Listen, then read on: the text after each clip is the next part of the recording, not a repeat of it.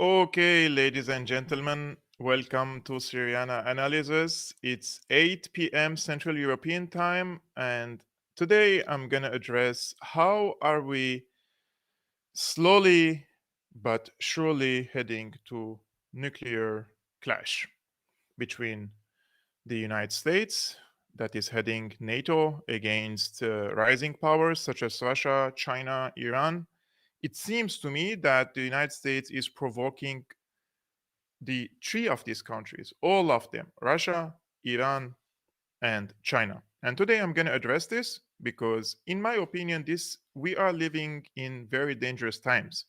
And we are actually living in history. And whatever happens in this year or two or three maximum, in my opinion, it will shape our future and the future of the next generations. And I really hope that the next generations would live on this planet, because there is also a probability that things get out of control and the warmonger, bloodthirsty, power thirsty maniacs in Washington may send us all on the verge of extinction, because they don't want to lose their privileges and they don't want to lose their power. They don't want to lose the controlling the global affairs, that they have an absolute hegemony, especially after Cold War.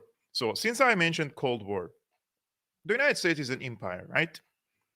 And every empire has its own tools and means and weapons in order to first spread its influence on the world or on the regions that it occupies, whether directly or indirectly. And it also has soft powers. So this is one of the issue with the United States, that it masters the soft power. Of course, they resort to hard power, such as in Iraq, Libya, Syria, um, Vietnam, and so many other places, Korea, Somalia, Serbia, Yugoslavia, etc., etc. The list goes on. But the United States also masters soft power. And here I want to focus on the soft power because through this weapon, we are now on the verge of a nuclear war.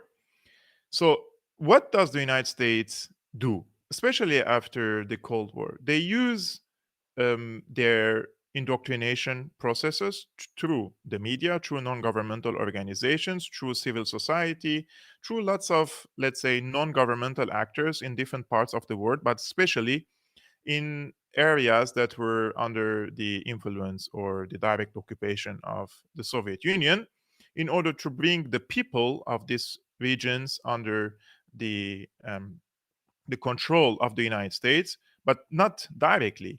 They don't want to come and occupy these countries militarily. The military comes later.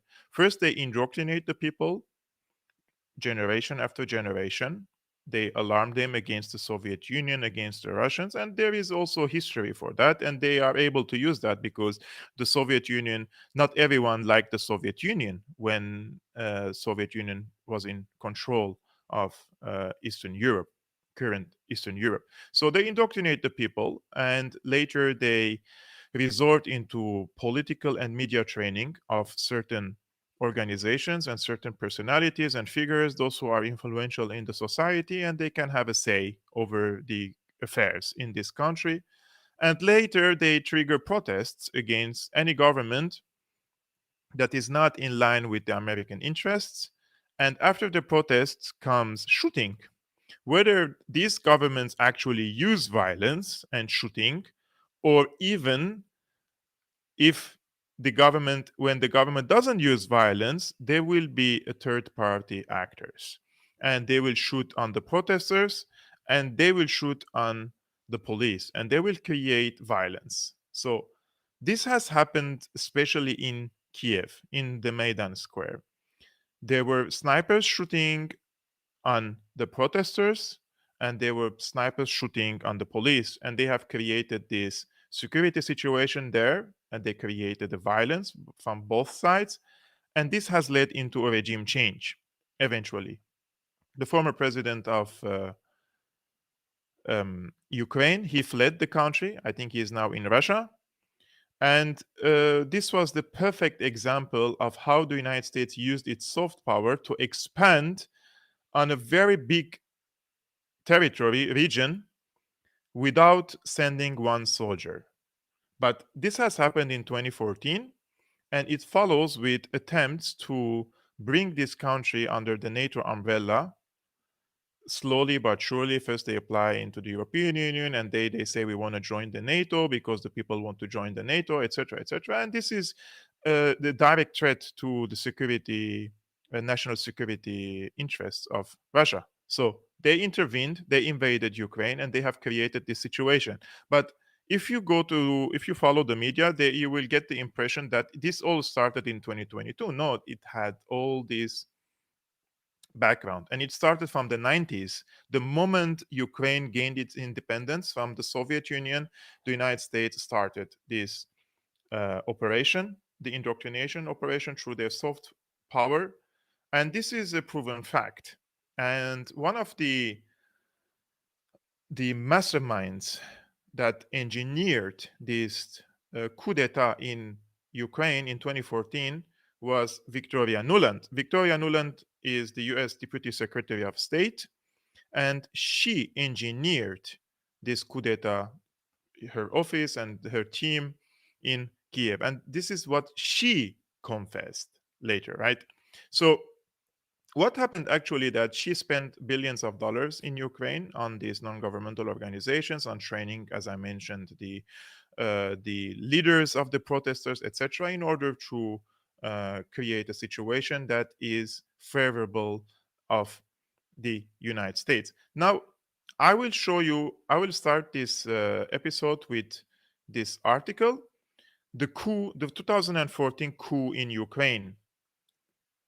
I think it would be better if I turn off my camera so that you can see the entire article here. Yes.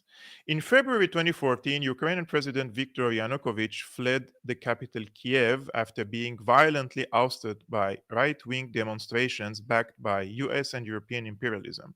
Yanukovych's fall was the culmination of a long standing US effort to install a compliant regime with close ties to Washington on Russia's borders.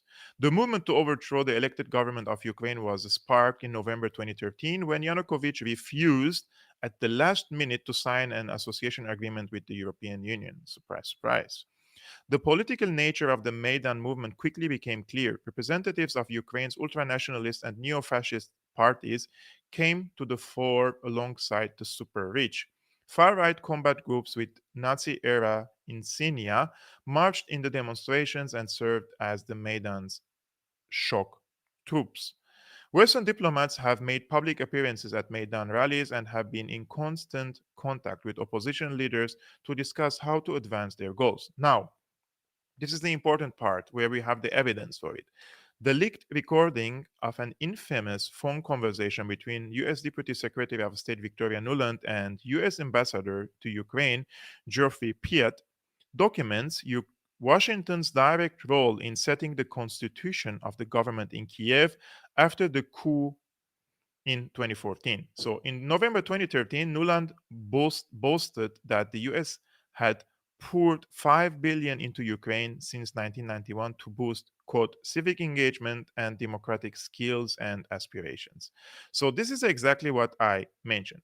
The United States pours all this money into the regions that they want to expand through the soft power, and the United States spent $5 billion since 1991. This is just the United States. We're not talking about yet the organizations funded by George Soros, the USAID, NED, and other organizations in this regard.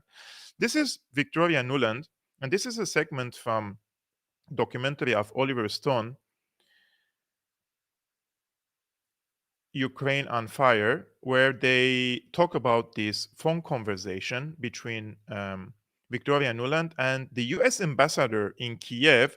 They are talking about how to arrange or change the government structures in Ukraine, and which personality should be in a position, in what position. So they're basically deciding who should rule Ukraine. Let's take a look.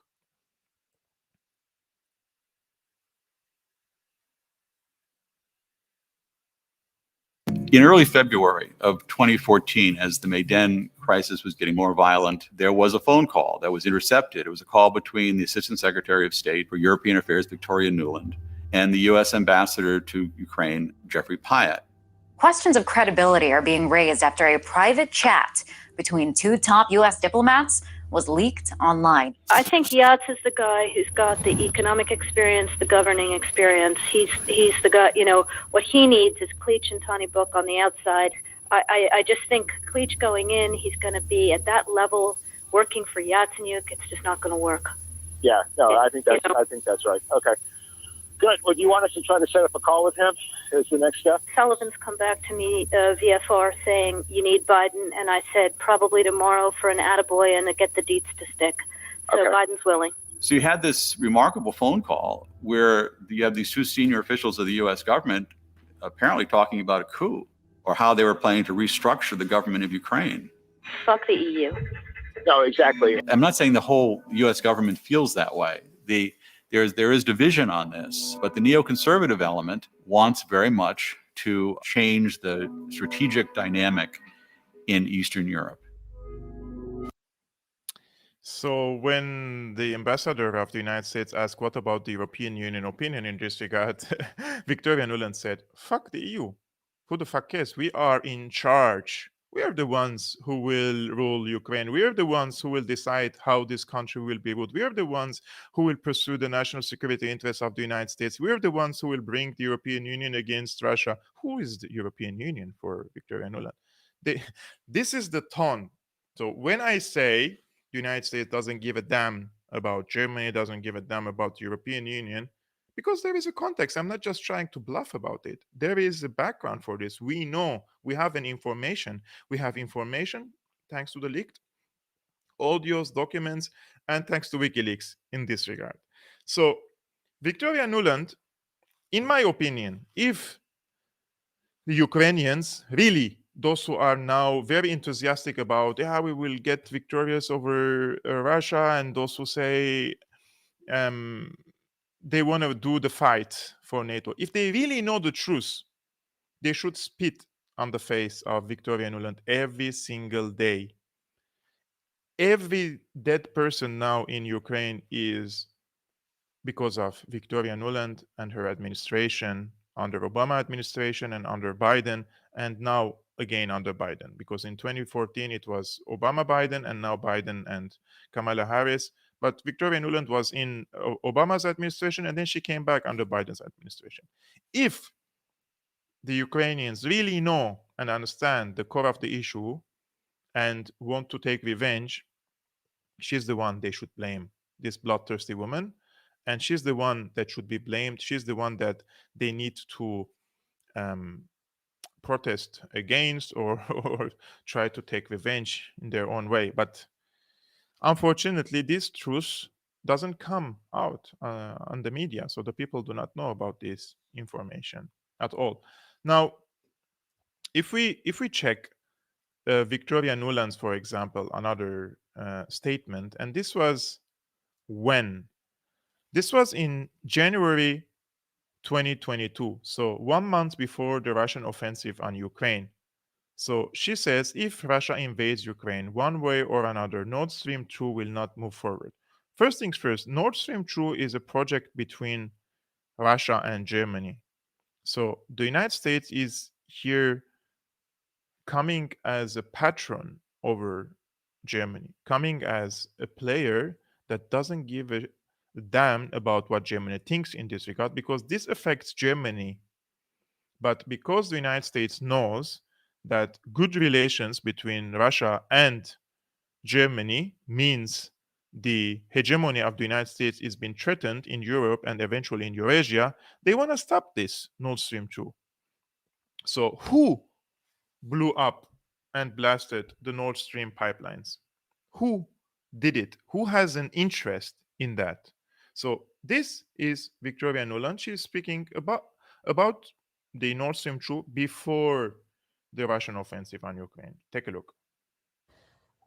With regard to Nord Stream 2, we continue to have very strong and clear conversations with our German allies, and I want to be clear with you today.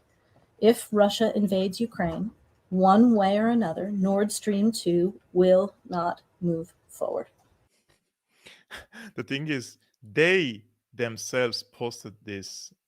It's not like other journalists cherry picked it and posted it on Twitter.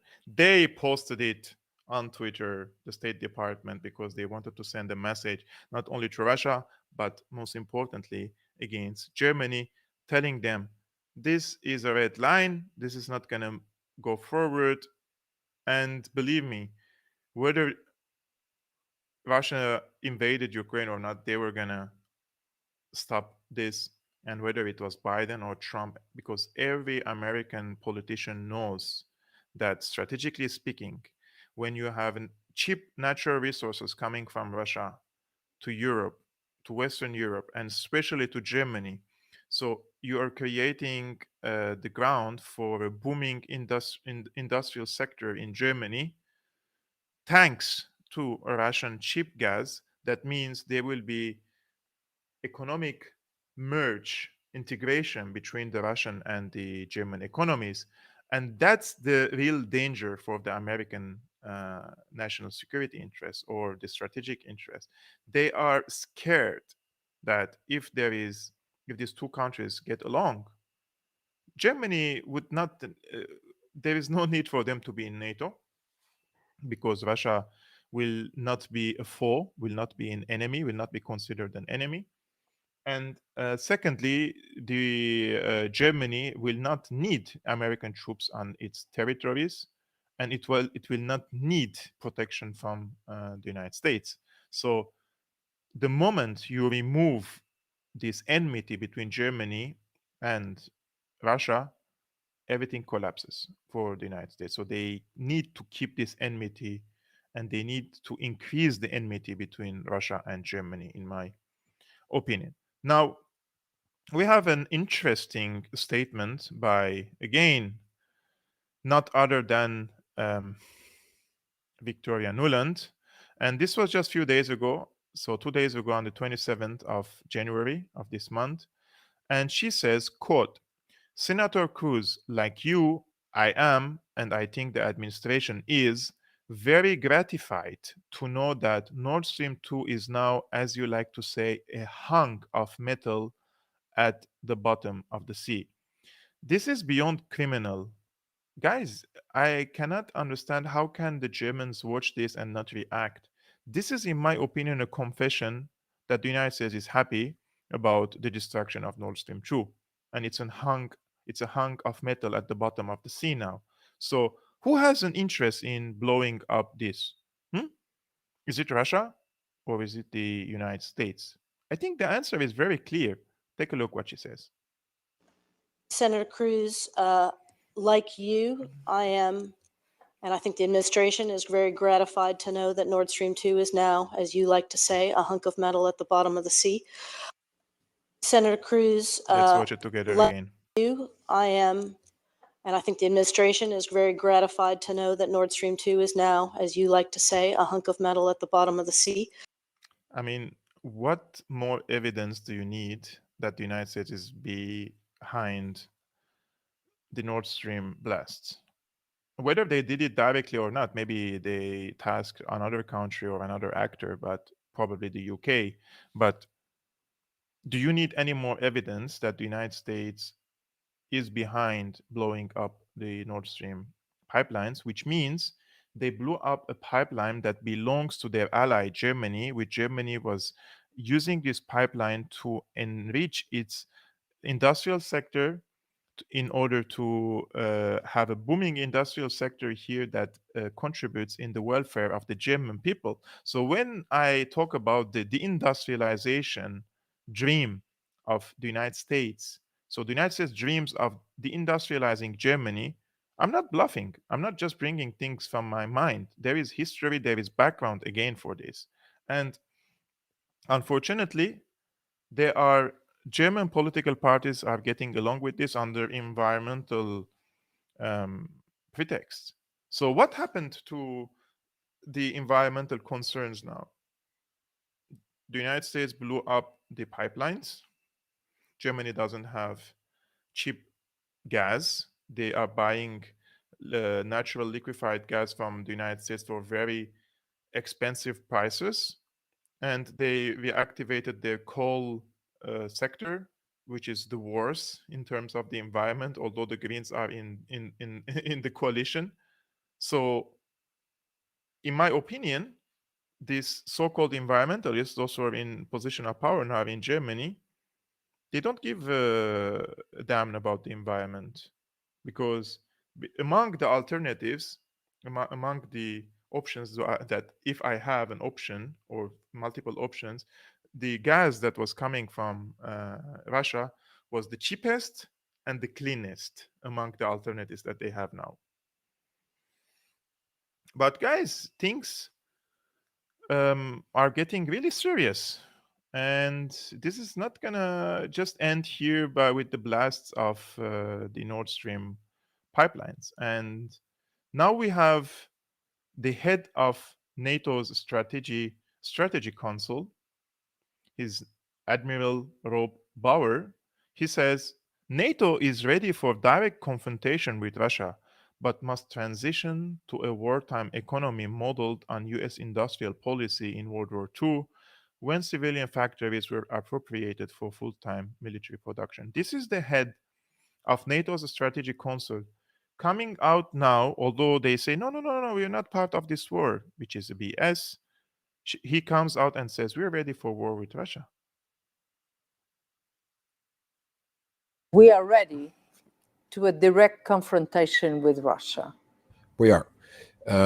I think what we have done after the war started was the battle groups along the eastern flank. We had 4 in the north, the 3 Baltic states and Poland, the enhanced forward presence battle groups. We have decided now, the leaders in Madrid have decided to create 4 more battle groups in Slovakia, Hungary, Romania and Bulgaria, and to basically strengthen those battle groups, make them a little bit larger, give them a little bit more support in terms of fire support, and give them better stocks for ammunition and other things. So I think that is an important message for the Russians, that our posture has changed, to show them that we are ready if they would have an idea to come to NATO. And that is the red line. If there is any red line, it is the Russians crossing the line of our territory in NATO. I believe you said that we are ready to scale up, but that will require some focus. I believe it was your expression. What do you mean by that? I said that with regard to industrial capacity, Okay. the defense capacity, because I think what we see on both sides is there's high use of ammunition.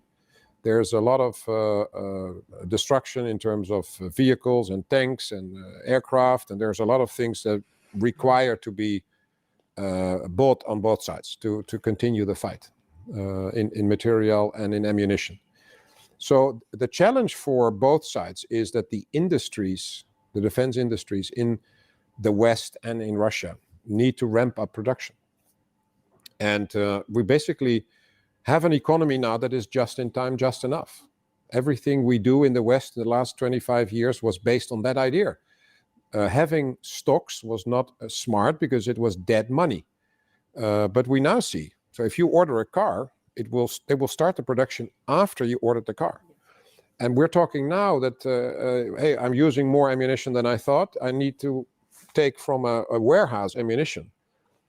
So you're talking about stocks. You're talking about things that are there, not because you necessarily needed them, but once you need them badly because the production in the battlefield is going up. And we saw in the pandemic with medical equipment and material. So we need to increase the production in the defense industry, and now more and more that is a discussion that is ongoing in the nations, but it might also require some prioritization in terms of certain raw materials, certain production facilities that are required for defense production instead of for civilian production. If you know that in the first 4 years of the United States, in the Second World War, in the Ford factories, there was no civilian cars made, but only military production. So I'm talking about focus in the sense that we have to have this debate on prioritization. And that is, in a way, talking about a wartime economy, but in peacetime. And that's difficult, of course.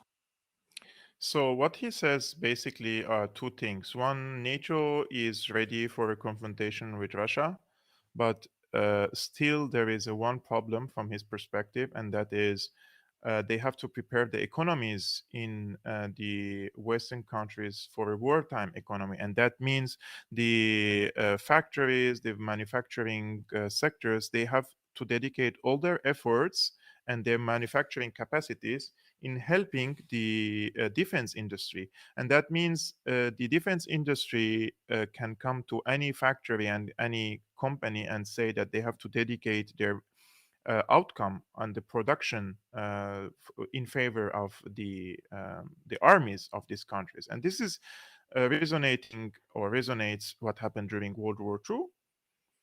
Until this moment, Russia is not using this type of economical system, and they're not considering that a war of this gravity could happen with NATO, not yet, but it could happen. And what this head of NATO's strategy council says, that they have to prepare the economies for the Western economies or the NATO member economies for a wartime economy, although we are living still relatively in a peacetime. That's a difficult part, according to him.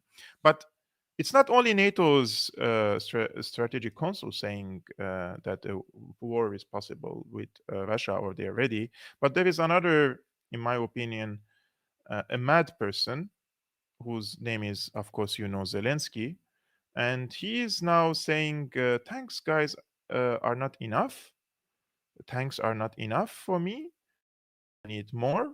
I need long-range missiles. He wants to hit Russia with long-range missiles. And you know what's the meaning of having long-range missiles. Imagine Ukraine bombing Moscow or any other major city or even minor city, even small city in Russia. What could happen to Ukraine, and what could be the reaction of Russia if, let's say, St. Petersburg was bombed by the Ukrainian forces? It's gonna be, things will go out of control, definitely. And he knows that. Zelensky knows that, but he's still insisting on getting more dangerous weapons, and he is pushing us all to the verge of nuclear war.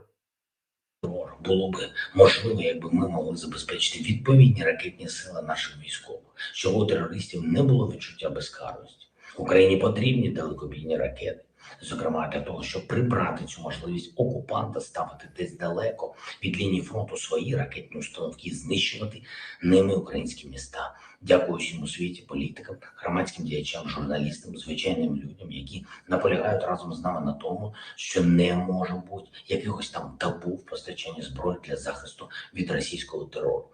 Ми зробимо все, щоб партнери відкрили це життєво необхідне постачання, зокрема, атакамсів та іншої подібної зброї. Було би можливо, якби ми могли забезпечити. So this was it. Are you guys also, do you agree with me that this guy is on something, on some sort of substance? The way he speaks, his eyes, the way he looks. I know that the Russians accuse him of being an drug addict, but at the same time, if you see the people who take this kind of drugs and or watch some videos, it looks so similar. There is a person that is hated by lots of people in the West and in the East, and people call him crazy, and they used to say that he's going to start World War III, but he is coming out and he's giving speeches and he's talking more reason than the current Western leaders. And I'm not advocating for Donald Trump, but what I'm saying is among the Western politicians or the former presidents, or when he was even in a position of when he was a president himself, he didn't do all this escalation.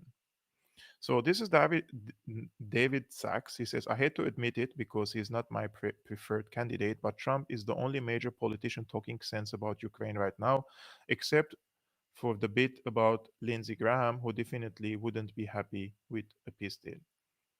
Through weakness and incompetence, Joe Biden has brought us to the brink of World War III. We're at the brink of World War III, just in case anybody doesn't know it.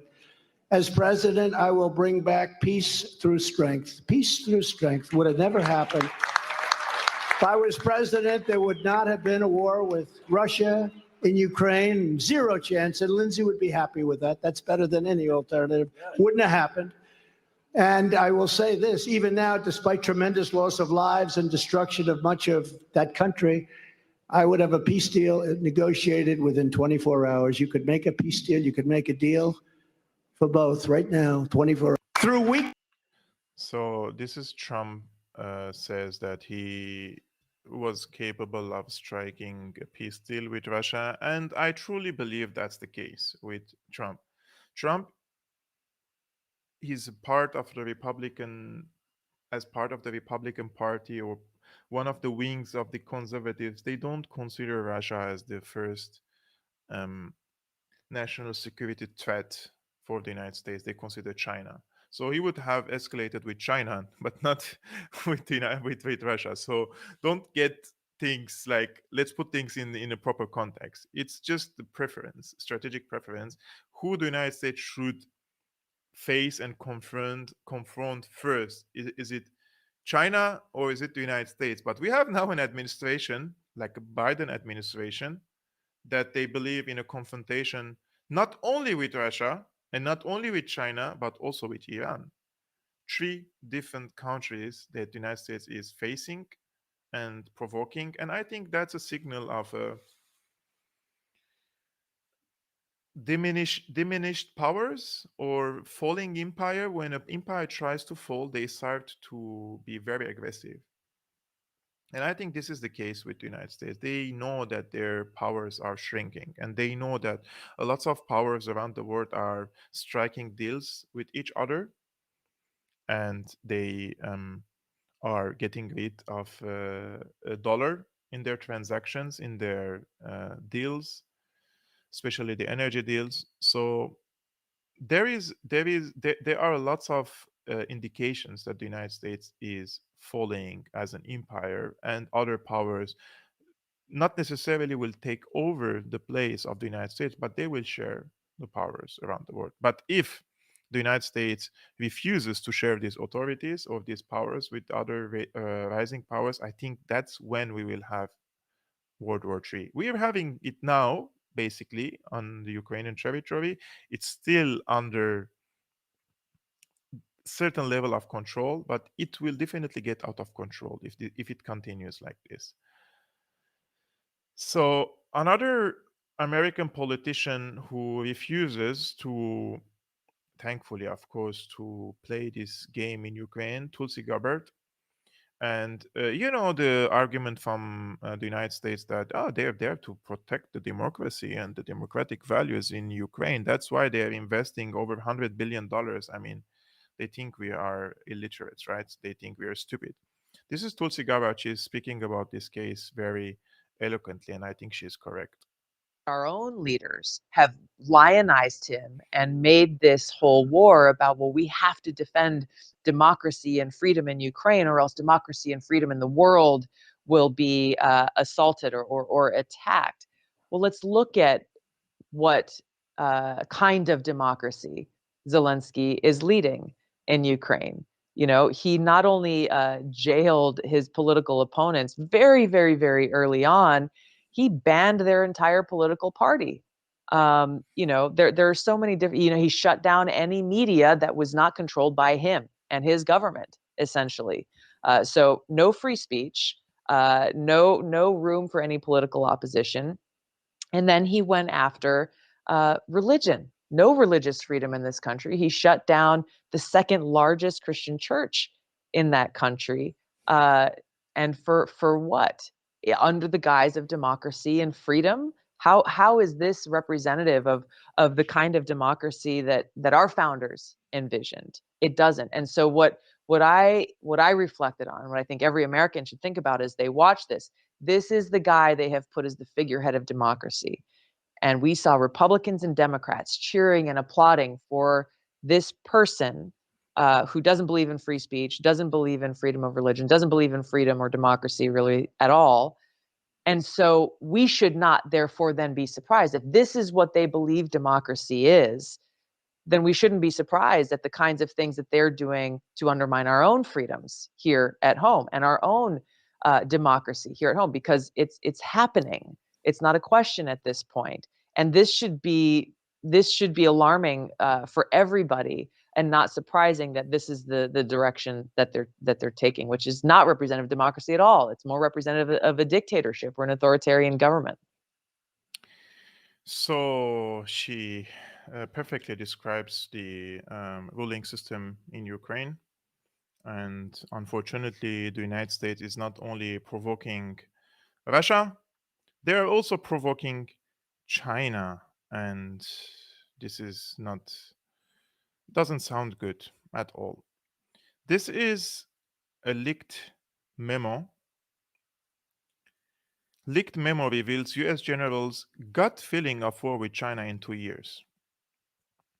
United States Air Force General Mikhail Minihan believes the US will engage China in an armed conflict over Taiwan within the next 2 years, according to a leaked memo dated to February 2023. In the memo obtained Friday, January 27 by NBC News and subsequently posted on Twitter, Minihan tells those under his command, I quote, "I hope I'm wrong, but my gut tells me we will fight in 2025. Minihan cites Taiwan and the US 2024 presidential elections as motivation for a Chinese attack on the island nation.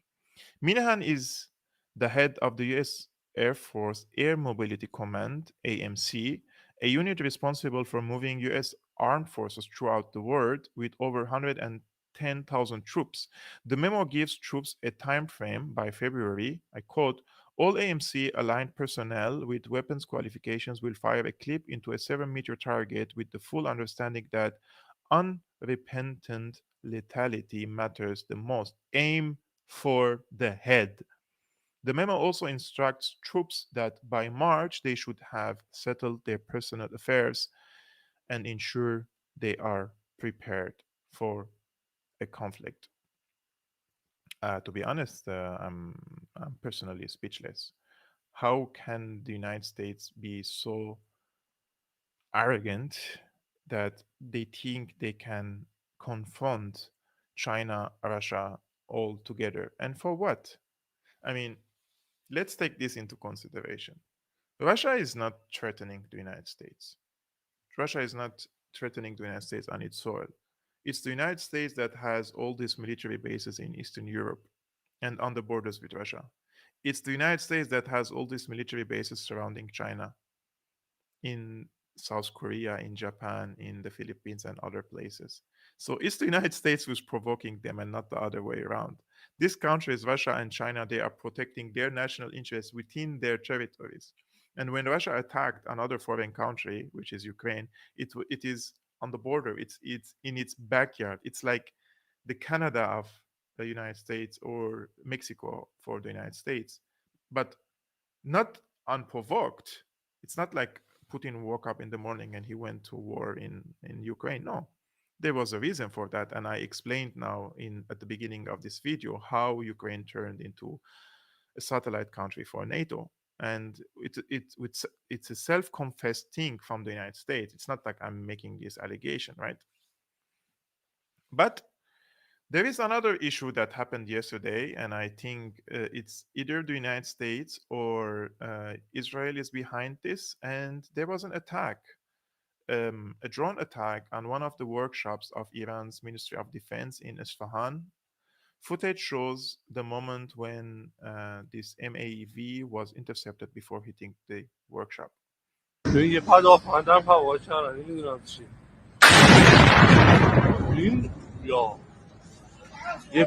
یه پهباد بود درسته؟ یه پهباده. So actually, somebody tried to attack a facility that belongs to the Ministry of Defense of Iran. And if I want to make some conclusions or analysis, I would definitely assume that it is related to the Iranian export of drones and drone technologies to Russia. And these drones, kamikaze drones, are being used now in Ukraine. And because Azerbaijan is also an advanced satellite stage for Israel, and I think if this attack has came from a drone attack, it is definitely from Israel or the United States from the territories of Azerbaijan, and this is a direct provocation now against Iran. So they are combining all these countries together, and they want to confront China, Iran, and Russia all together. And this is also pushing these three countries, to be increasingly aligned to each other, increasingly not only on the economic level, but also on the military level. This is an article from the Jerusalem Post says drone attack on Iranian weapons factory was phenomenal success. So for who phenomenal success? For Israel, right? So I think this is a very stupid move from Israel if they are the ones behind it. And Gonzalo Lira, he summarized this. In my opinion, he is correct on this. So Israel apparently has attacked Iran. Let me first turn off my camera so that you guys see the entire tweet. Yes. So Israel apparently has attacked Iran, targeting factories that I would suggest. Sorry. So Israel apparently has attacked Iran, targeting factories that I would guess produced components for the drones used by Russia. The United States and Israel carried out joint military exercises recently, and some US officials visited Jerusalem. This was planned. What does this mean? Quite obviously, the Americans realized that the war is lost in Ukraine. So by giving Israel the green light for this attack, they have two goals. One, they are trying to degrade the drones that the Russians are using, assuming, of course, they are fully manufactured in Iran. Two, much more importantly, the Americans are also trying to provoke the Russians into escalation and overstretch them. The Americans seek to widen the war by having Russia support Iran and inevitably turn against Israel. Israeli-Russian relations are complicated. By forcing Russia to side with and support Iran, the Americans hope to break the Israeli-Russian relationship. as well as create a new front in World War III, because don't kid yourself, we are in World War III. Will the Russians support Iran? Most definitely. It is in their long-term strategic interest. Will the Russians be overstretched by supporting Iran? No, because Iran has plenty of men and weapons. But politically, diplomatically, this creates all kinds of problems for Israel. The Israelis hate Iran with passion, but they need the Russians. Apart from all the family ties between Israelis and Russians, there is a lot of trade, and the Russians have always kept good ties with the Israelis. Netanyahu and Putin have a personally good relationship. The Israelis were stupid. They were manipulated by the Americans into giving in to their hatred for Iran, to the detriment of their long-term best interests, which lie with Russia. This could lead to a disaster for Israel.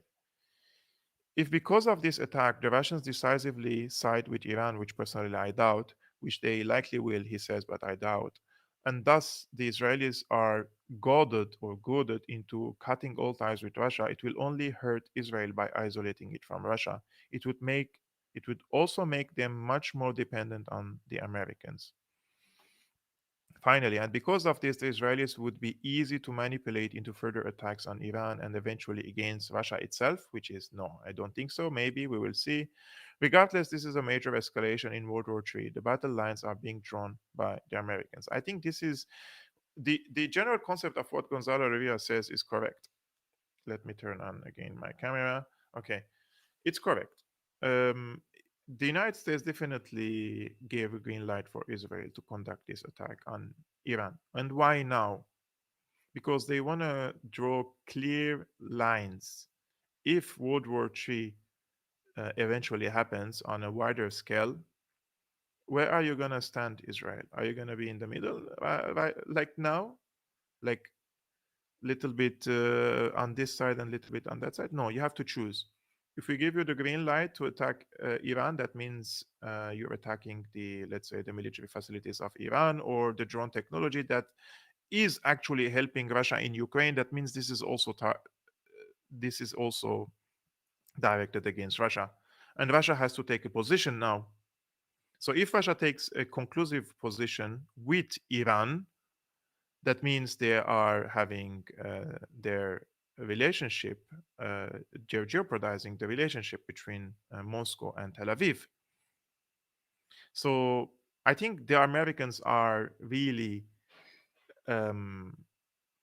drawing the alliances now, and they need clear stances, not so and so, right? No, you're either with us or against us. There is no in between.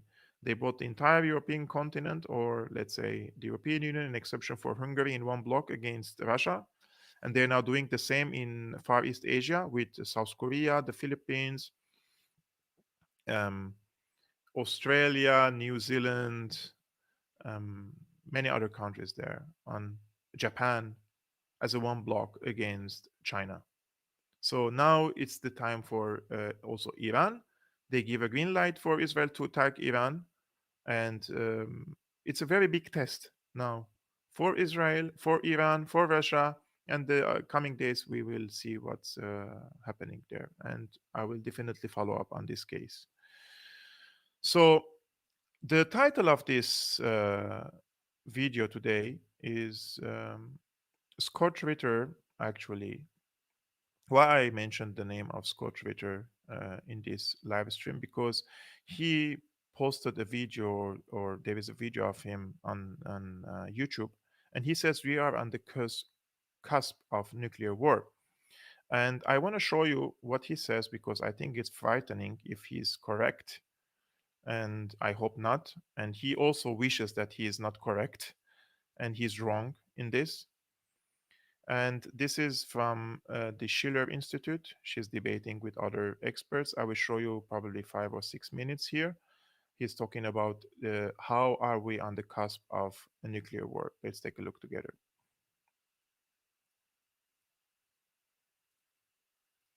What happened The United States withdrew from that treaty in 2019. We withdrew from the ABM treaty in 2002. We withdrew from the Open Skies Treaty. We've nullified virtually every aspect of the START treaty except the current iteration, New START, which we're cheating on a regular basis. What's the hope? Helga, you spoke of the need for discussions, for negotiations.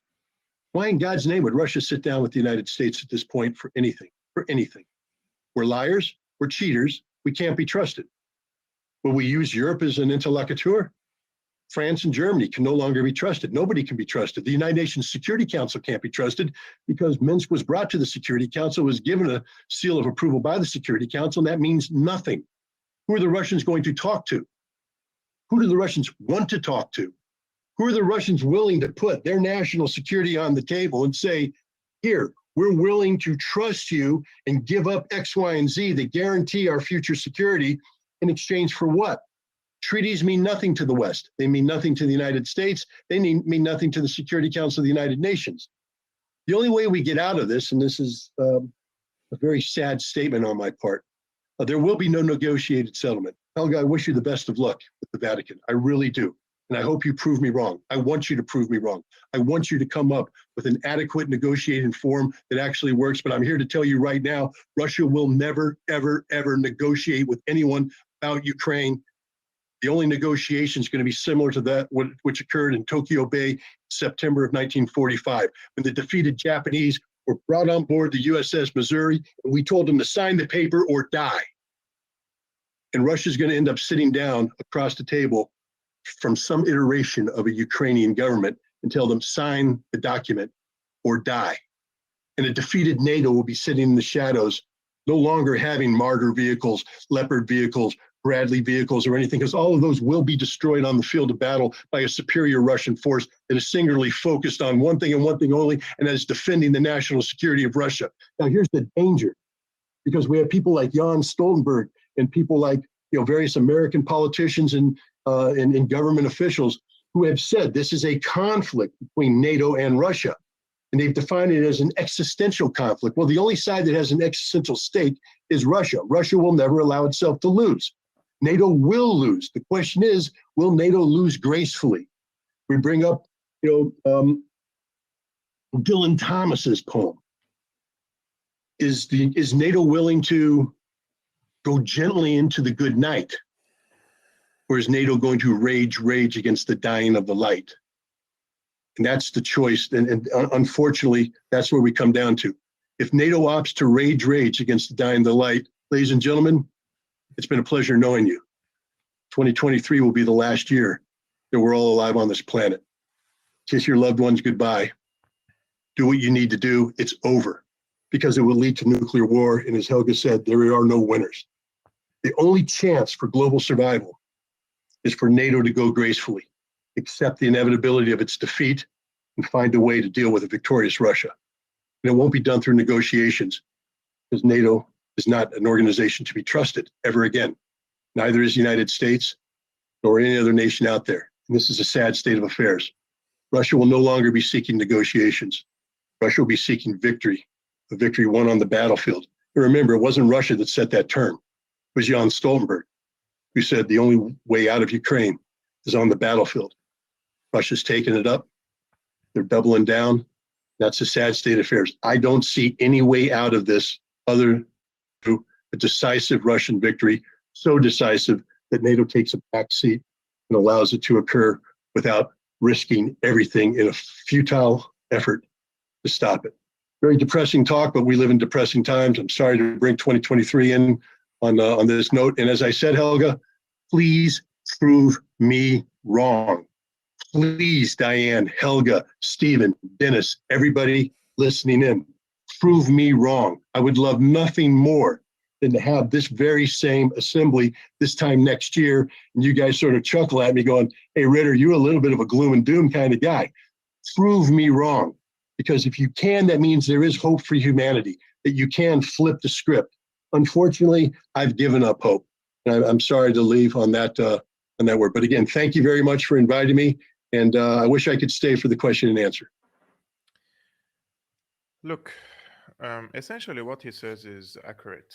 God help us in 2023 for a basic reason, because for Russia is not going to lose this war. There is no way for Russia to lose, except for victory for them. And victory has its own conditions. If they secure the Donbas region, Luhansk, Donetsk, Mariupol, and probably Odessa, this will be their victory. They don't need to occupy entire Ukraine, and they don't have that in their minds. This is just in my estimates. They don't have the term that we may lose this war in their minds. That doesn't exist. If they feel they're losing, they're going to resort into harsher measures. And that also means nuclear war. But NATO, first of all, Ukraine is not a NATO country. Secondly, it's not the America's territory there. But it's Russia's territory, right? Russia is, from their perspective, defending themselves. But for the Americans, they came how many thousand kilometers away to Ukraine for this war? So on both sides, I think Russia is not going to lose this war. This is my analysis. However, will NATO accept that they lost this war? This is the real question. If the answer is yes, then there will be certain compromise. And they will meet and arrange and discuss on how to manage the global affairs together, or even separately. There could be two different group of countries with conflicting interests. They're coexisting, but they just have truce between them. Or there could be that Russia, the United States, China, these bigger countries, the European Union probably also manage the global affairs. The question is, will the United States accept that? Will the bloodthirsty, power-thirsty people in Washington accept that? This is the real question. And I think the answer is not really yes. So if it's not yes, then we are on the curbs of a nuclear war. If they really follow their arrogance, that they're not gonna compromise, they're not gonna give any concessions, that means yes, we're going to nuclear war.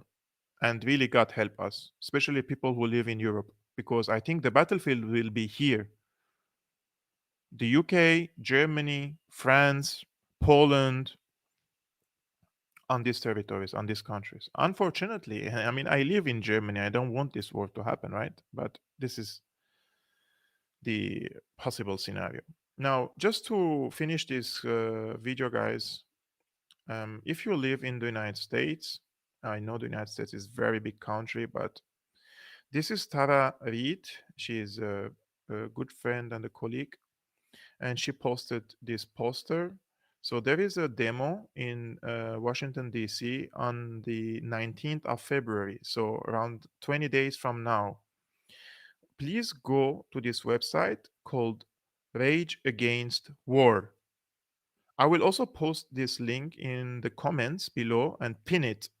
If you're not watching me live, and later if you watch me, please go to the comments below. I will pin this Rage Against War. And if you are in Washington, D.C. or close to Washington, D.C., please participate in this demo. Say no to this war and say no to the escalation and sending more weapons into Ukraine. We have to promote for diplomacy, and we have to promote for a diplomatic solution for this conflict before it gets out of control and we are all going to be extinct. Like, we will perish if there is a nuclear war between the United States and Russia. Please be sure about that. So if you are in the United States or close to Washington, D.C., or in Washington, D.C., go to the demo. Protest against the escalation of the war. If there is any demo in Germany, guys, please post in the description below, in the comments below. I will definitely go and demonstrate in Berlin if there is a demo against the war. So I was checking the live chats very quickly, and I saw two comments that I want to just make a explanation. One One of our friends say that the volume of my voice is not high, and I don't think that's the case because I don't see anyone saying that. This is one of the best podcast microphones money can buy, guys. I just need an amplifier, which I will buy at the beginning of next month because this already broke the budget or broke the bank. Secondly, look, I forgot.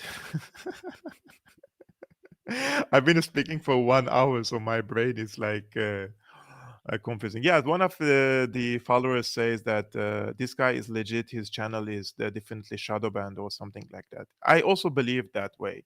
I have over 43,000 subscribers, but it's always difficult for the people to see my content on their feed. So when they open YouTube, they don't see it. So if you want to help me, share this video with your friends because I could also break into the algorithm and start my videos will be popped on the feed of the people when they open YouTube. That's a really great help. You can subscribe and hit the like button. Those are also great help. And if you want to support, guys, my independent work, there are 3 different means in the description below. In addition to affiliate links, there are 2 books that I am recommending for now. I will add the 3rd book very soon after I read it. And also there is an Aleppo soap for people who want to buy a Syrian product. I found it on Amazon in the United States and also Amazon Germany. You can buy this Aleppo soap and rest assured that if you use this soap for everything, for your skin, for your hair, for your beard, for everything, for your body, you just need this one soap. And this soap can last 2 months with you. One soap. It's 100% natural. It comes from Aleppo. It's a very traditional and historic soap. You will never regret. Believe me on that. Like you can see, I have really so much hair. Okay, guys, this was all for tonight. I'm very happy that you joined and watched. You're really wonderful. I'm very thankful for you. And hopefully, not hopefully, tomorrow, Monday, 9 p.m. Central European Time, which means it's 3 p.m. in Washington, D.C., an American senator or former senator is coming on Syriana analysis.